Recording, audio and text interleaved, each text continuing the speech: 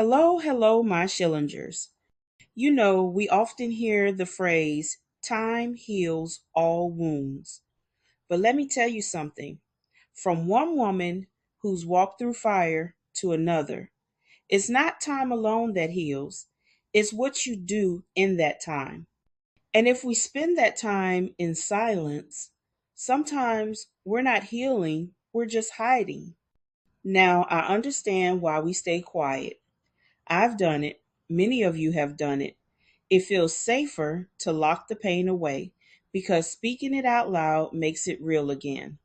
And when you've been through trauma, whether it was in your own home, in a relationship, in childhood, on the battlefield, or anywhere else, real can be too much to bear. But here's the thing, sis. Silence can sometimes be the very thing keeping that wound open. Why silence feels safer, but isn't always. When you've been hurt, silence can feel like a shield. It's your armor against judgment, disbelief, or having to relive the pain. But silence can also trap the poison inside. It's like having a deep cut and covering it with a pretty bandage without ever cleaning it. Sooner or later, infection sets in. I remember one season in my life where I smiled in public but cried alone in the bathroom. I convinced myself nobody needed to know what I was carrying, but you can't outrun what lives inside you.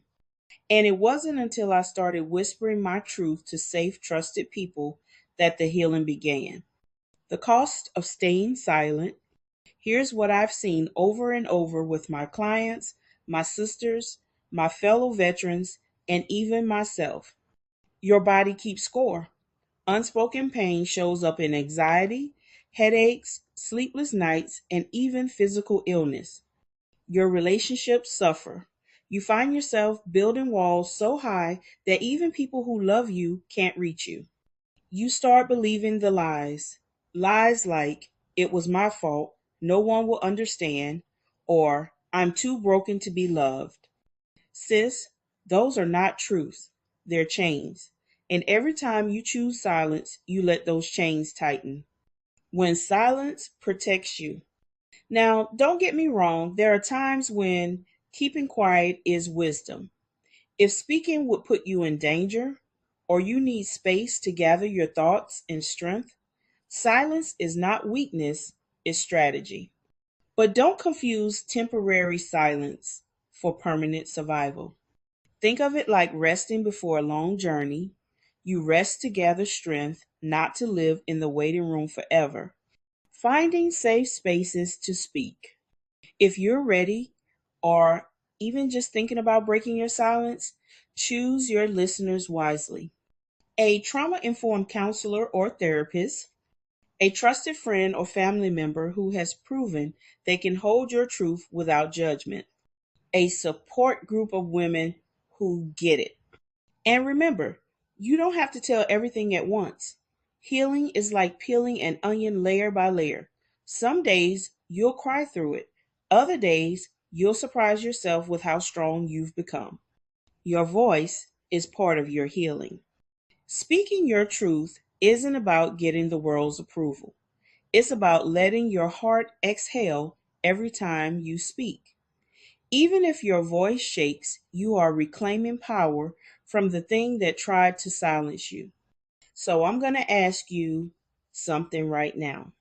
What would it feel like to be free of the weight you've been carrying in secret? Let yourself imagine it. See yourself breathing lighter, sleeping deeper, loving fuller. That's the gift your voice can give you. Biblical reminder. She is clothed with strength and dignity, and she laughs without fear of the future. Proverbs 31 to 25. And sis, if you know in your heart you're ready for guided support to help you release what's been weighing you down, I want you to remember you don't have to walk this path alone. You can connect with me through Mending Our Hearts and Tears, LLC, by visiting www.mendingourheartsandtears.com.